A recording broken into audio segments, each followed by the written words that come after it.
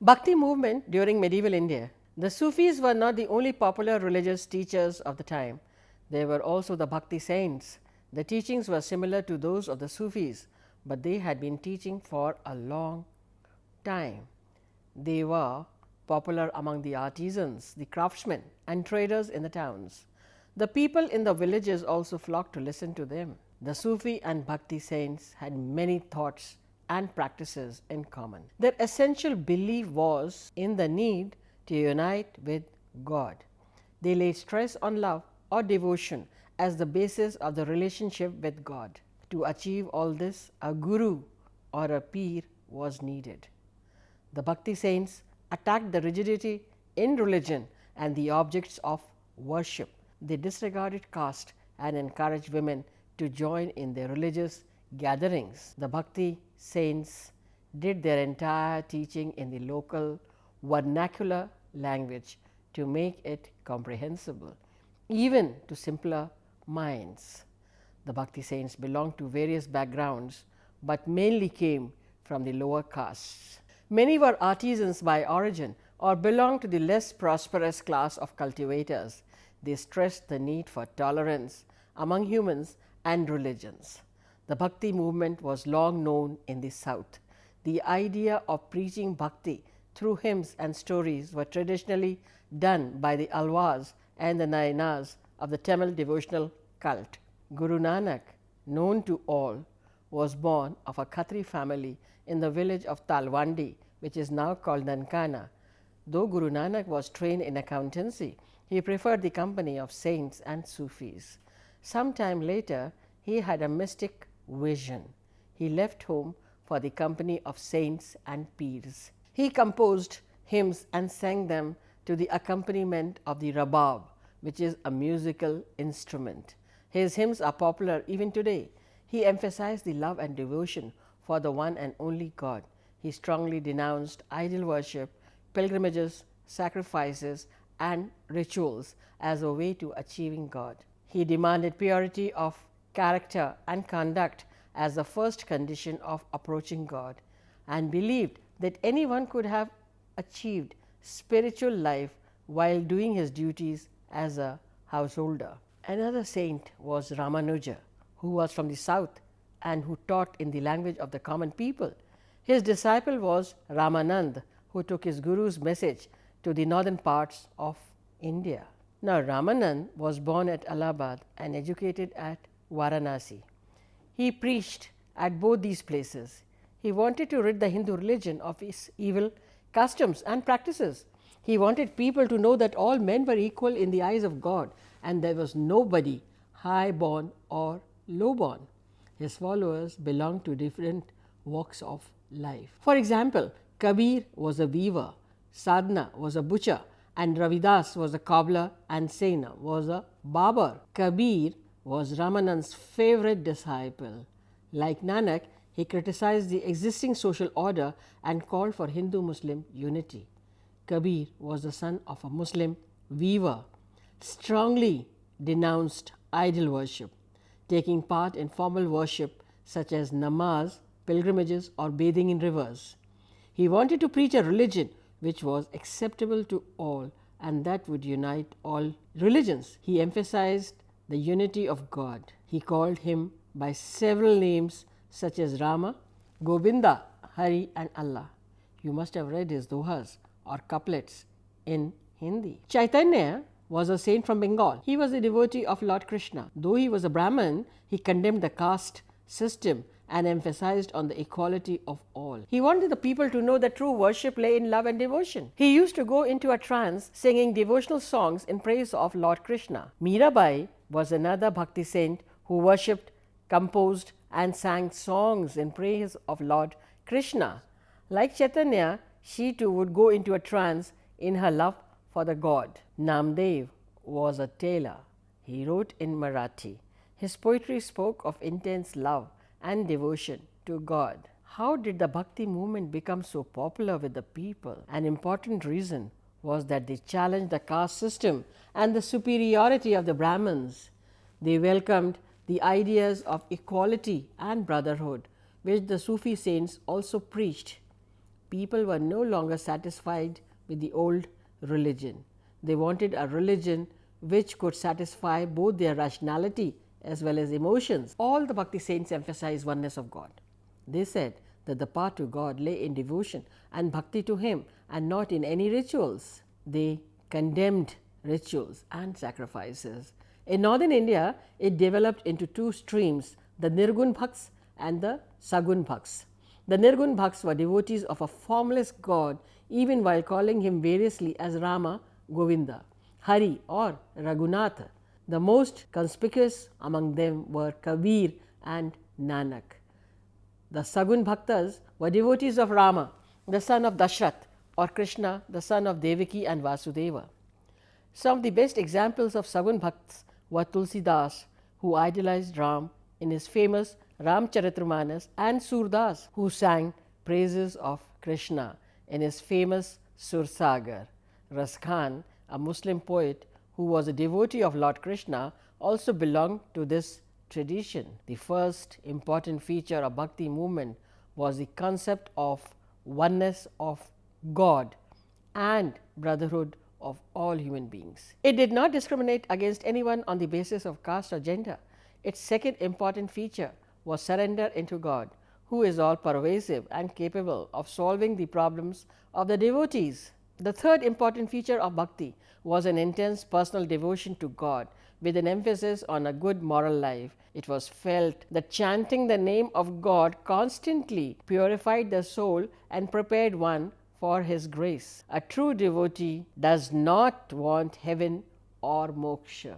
He only wants to chant the Lord's name and be born again and again to sing His praise. In addition came the Guru, or spiritual teacher, whose function was to provide people with hope, strength and inner courage. He was supposed to be a person who had marched ahead on the path of bhakti and had probably realized God and hence was capable of leading others into Him. This brought in a system of pahul. Pahul was the sanctified water offered by a master to the pupil or shishya as a token of his being accepted as a trainee on his march to godliness. The Sikhs performed washing of the swords ceremony called Khande Ka Pahul, evolving in Peer Muridi custom, that is the saint soldier concept. Have you been able to notice here some of the features of the Bhakti tradition which are similar to the practices and ideas of the Sufis?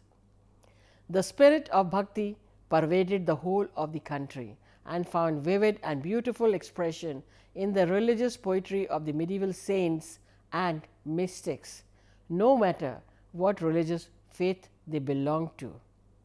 Their literary compositions, rendered into Geet, Kavvali, etc., united the people as nothing else could have done. It also stimulated the development of regional languages. Development of folk arts also took place during this time. The rural masses got opportunities to display their creative skills in many fields.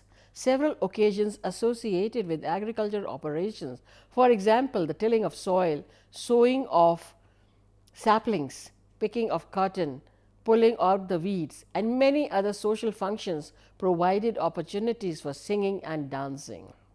Does this sound familiar to you? Yes, the festivals and rituals you perform today have continued from the past with necessary changes in keeping with time. The advent of rains becomes occasions for dancing and merrymaking. The gods were invoked and special pujas offered in the temples.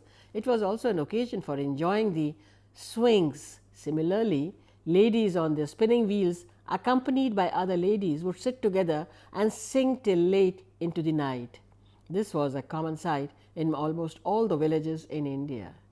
It is important to note that almost every region developed its own peculiar dance form with a local flavor. Thus, Garba, Kalbela, Bhangra, Gidda, bamboo dance, Lavani and innumerable other dance forms came into existence. Today, some of these are performed during the Republic Day celebrations as well as on other festive occasions. Formal education was not considered very important for women, but it did not prevent them from showing their talent in various other fields. They displayed their creativity in needlework. In Rajasthan, girls came up with beautiful designs on odhnis, shirts and ghagras. The Rajasthanis also created beautiful designs of tie and dye work in fabrics used both by men and women. Even today, we find the people of Rajasthan as the most colorfully dressed in India. Their lavishness could be seen in the way they decorated their animals, especially their horses, their bullocks, their camels and even their elephants. In Punjab, the Phulkari is an important piece of work created by the girls. In and around Lucknow came up the chikankari work on shirts, salwars and odhnis and even saris. It appears that the dramatist about whom Bharata mentions in his Natya Shastra in the 5th century AD had not completely disappeared. The tamasha and the lavani forms of dance drama were developed in Maharashtra. The Pandavanis in central India and Merasis in northern India applied such art forms with slight modifications. So, also the puppeteers, the bard and the mime moved from place to place, entertaining people in various ways. The acrobat and the juggler also could be seen moving from place to place. In some areas, the martial arts were developed, while wrestling has been popular all over India since time immemorial. Another area which was influenced by Islamic culture was painting. Humayun had spent more than 12 years in Persia as a refugee. He brought painters with him to India from Persia when he became the ruler of Delhi once again in 1555. Famous among them were Mir Sayyid Ali and Abdul Samad, who nurtured the tradition of painting manuscripts. An example of it is Dastan-e-Amir Hamza, which has nearly 1200 paintings. The period also witnessed the flowering of portrait and miniature paintings. However, what is amazing is that some of these painters tried to paint the classical ragas, thereby giving form and color to such abstract conceptions as music. Seasons or Baramasa paintings were similarly given artistic forms. Can you ever estimate the creativity of these artists? Nowhere else in the world, except perhaps in China, artists have tried to paint music or seasons. Akbar, Jahangir and Shah Jahan continued to give patronage to these artists, and as a result, the Mughal school of painting continued to flourish. Akbar, as a liberal ruler, extended his patronage to painting. He also employed a large number of Hindu painters like Daswant and Basavan Lal. Consequently, there was a fusion of Persian and Indian styles of paintings during his period. The European influence on Indian paintings too was noticed. The Mughal school of paintings reached its zenith under Jahangir, who was a famous painter. His court was adorned with famous painters like Ustad Abdul Hasan. Mansoor was famous for his miniature paintings. However, Aurangzeb, due to his orthodox views and political preoccupations, stopped patronizing music and painting. Like their masters, some princes also extended patronage to painters. Thus, besides the Mughal school, the Rajput school and the Pahari schools of painting also received encouragement. Even the upper classes in society started patronizing painters. As a result, the Havelis, that is big mansions of the rich, and temples were profusely embellished. These Havelis in Rajasthan attract a large number of tourists even today. You can visit these Havelis if you find an opportunity to visit Rajasthan. The Mughal school of painting from the 16th to the 18th century gave rise to the Indo-Persian school of miniature art. The Mughal court painters introduced landscapes together with human figures and costumes. When they came in touch with the traditional Indian styles, they became more natural. Signing on the miniatures as a tradition also started. Artists were now employed on monthly salaries. They illustrated such important works as the Changiz-Nama, Zafarnama and the Ramayana. The Mughal emperors Akbar, Jahangir and Shah Jahan patronized several musicians. Tansen, who adorned the court of Akbar, not only sang the classical raga but also composed new ones. It is said that Shah Jahan himself was quite a good singer. These musicians entertained the emperors at different times of the day and in different seasons with appropriate ragas. During the Turco-Afghan rule in India, a synthesis of Indian Iranian music had started. During the Mughal rule, it developed further. It is interesting to note that Aurangzeb was against music, but the classical Indian music in Persian were written during his time. In the north, a distinct school known as the Hindustani School of Music came into being, and its speciality lay in producing sweet and rapturous melodies to suit different moods of life. The ragas and the raginis were personified accordingly. Khayal, Chumri and Ghazal were also elaborated during this period. Tansen was in a sense the pioneer of this school. Similarly, in the south, the Carnatic school of music developed. However, ordinary people retained the flair of folk music and folk songs to commemorate their local chiefs like Allah Udal, Dula Bhatti, Jaimal Patta, etc. The Mughal rulers discarded the Afghan titles of Sultan and styled themselves as Badshah, that is the emperor, and Deen-e-Panah, that is the protector of faith. Further, to evoke reverence among the subjects for the emperor, they started the practice of Jharoka Darshan, or making public appearances through specially built windows. They also encouraged the court practice of Sizda, that is low prostration before the kings, and concentrated religious and political power more firmly in their hands. Another important development during this period was the emergence of several modern Indian languages. Urdu perhaps originated around Delhi. It developed as a camp language in the army of Alauddin Khilji when they were stationed in the Deccan around 14th century AD. In fact, the states of Bijapur and Golconda in the Deccan became the cradles of Urdu literature. The language soon developed its own grammar and became a distinct language. As time passed, it came to be used by the elite as well. The famous poet Amir Khusro, who composed poetry in this language, also played some part in making it popular. Besides poetry, beautiful prose, short stories, novels and drama were written in Urdu during the 18th and 19th centuries. In the first half of the 19th century, Urdu journalism played a very important role during the struggle for independence. Along with Urdu, nearly all other modern Indian languages like Bengali, Assamese, Oriya, Khari Boli, Punjabi, Gujarati, Marathi, Sindhi, Kashmiri, as well as the 4 South Indian languages, that is Tamil, Telugu, Kannada and Malayalam, came to acquire their present form and developed during this period. The period also saw the rise of 2 new religions. They were Sikhism and Zoroastrianism. To bring the established reforms within religion, various reform movements also started in India. The Sikhs, who mostly belonged to Punjab, formed a sizable group of our population. The Orthodox Sikhs believed that the religion was revealed by God to Guru Nanak, whose spirit entered the second and the subsequent Gurus till the 10th Guru, Guru Gobind Singh, ordained the Sikhs to treat the Adi Granth, popularly known as the Guru Granth Sahib, as their Guru.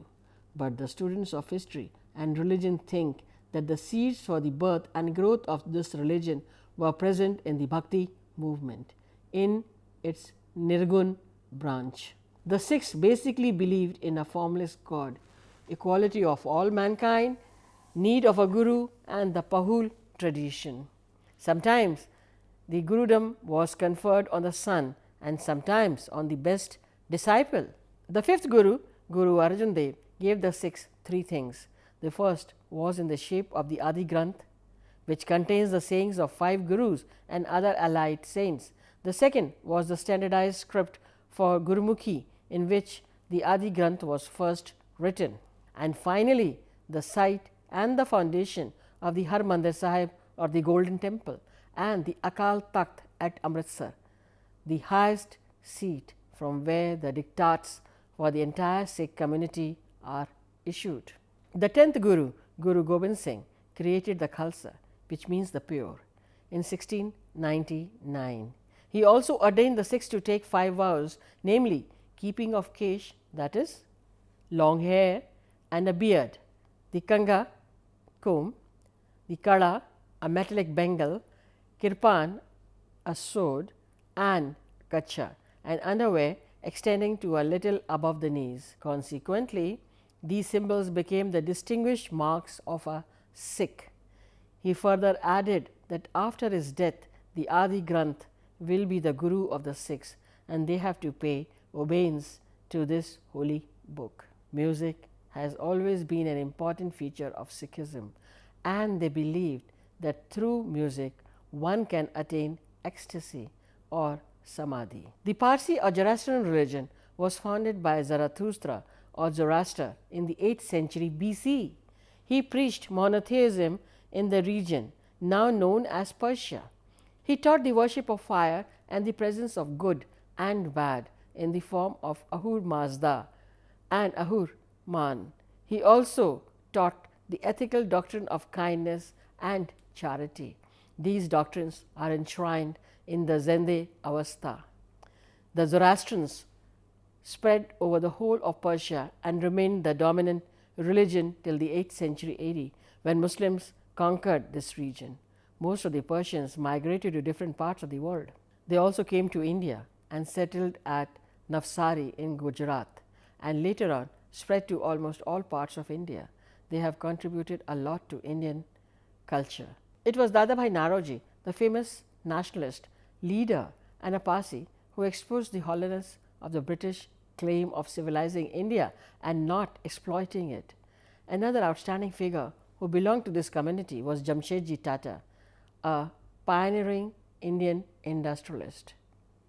He established an iron and steel industry in India in the face of the toughest competition posed by the British steel mills, and yet continued to prosper.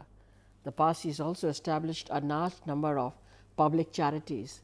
Zoroastrianism is not a proselytizing religion, and no new entrants are accepted into its fold under any circumstances. Thus, we can see that the cultural stream in India continued to assimilate all the newcomers, and the resulting cultural interaction gave Indian culture its characteristic multidimensional, multilingual, multi-religious, and yet composite nature. Between the 9th and the 11th centuries AD, a dynasty known as the Cholas were ruling the Cholamandalam region in southern India. The Cholas developed a strong army. Besides a powerful navy, Rajendra Chola is said to have conquered some Indonesian islands. They also developed democratic institutions at the village level. Even Buddhism and Jainism flourished in this region. Literature, fine arts, sculpture and metal castings of the highest order flourished under their patronage. The 14th century saw the rise of a new state called Vijayanagar, now called Karnataka. To the north of the state, across the Tungabhadra river, rose a new Islamic state called the Bahmani, now known as Andhra Pradesh. The Bahmani and the Vijayanagar kingdoms were pitted against each other over the rich Raichur Doab. In the Cholamandalam region, the Tamil language was popular. In Karnataka was Kannada, in Andhra Telugu, and in Kerala Malayalam flourished, all having different scripts. It is just possible that originally the entire region spoke Tamil, as it is a very old language. But by the Middle Ages, the four languages had come to have distinct identities. However, between the 14th and the 16th centuries, Vijayanagar achieved greater heights. Some foreigners who visited these areas in the 15th and 16th centuries have praised the kings, the town and the people. The remains of Vijayanagar, founded in Hampi, dazzle the world even today. During the Chola period, Kanchi became a great seat of learning. The Vijayanagar kings also became great patrons of art and learning. Now we should sum up the important points that we spoke in this video. The early Turkish rulers were called sultans, as they were supposed to be ruling on behalf of the caliphs. The Mughals replaced the sultans of Delhi. They patronized music, painting and architecture, and they ruled India till 1707, that is the death of Aurangzeb. They also built a large number of buildings. The Mughal Empire weakened and disintegrated after 1707. In this chaos emerged the British East India Company as a political power. The Sufis, with their attitude of piety, tolerance, sympathy, and concept of equality, had deep impact on the Indian people. The Bhakti movement of the 14th and the 16th centuries developed into two streams, the Nirgun and the Sagun Bhakts. The people developed their own regional and local folk traditions of dance and music. The medieval period saw the emergence of Urdu. This period saw the rise of present-day Marathi, Tamil, Telugu, Kannada, Malayalam in the south, and Assamese, Bengali, Hindi or Khari Boli, Punjabi and Gujarati languages in the north. Sikhism was founded by Guru Nanak. Guru Arjan Dev finalized the present script of Gurmukhi, the Adi Granth, and the site of Harmandir in Amritsar. Zoroastrianism was founded by Zoroaster in 8th century BC in Persia. The Cholas conquered parts of Bengal and Indonesia. They introduced democratic institutions at the village level. Kanchi became a great seat of learning. Vijayanagar's remains have been found at Hampi in Karnataka. In the Andhra region flourished the Bahmani state. The Indian society at this time was divided into four major groups: the aristocrats, the priests, the town people, and the peasants. Trade flourished in Delhi as a center of all incoming as well as outgoing trade. Islam had a great influence on the Indian society. There were two important religious movements during this period, the Sufi and the Bhakti movement. The most important Sufi saints were Chishti, Firdausi, and Nizamuddin Aulia. Some well-known Bhakti saints were Guru Nanak, Ramanuja, Ramananda, Kabir, Chaitanya, Mirabai, and Namadev. Thank you.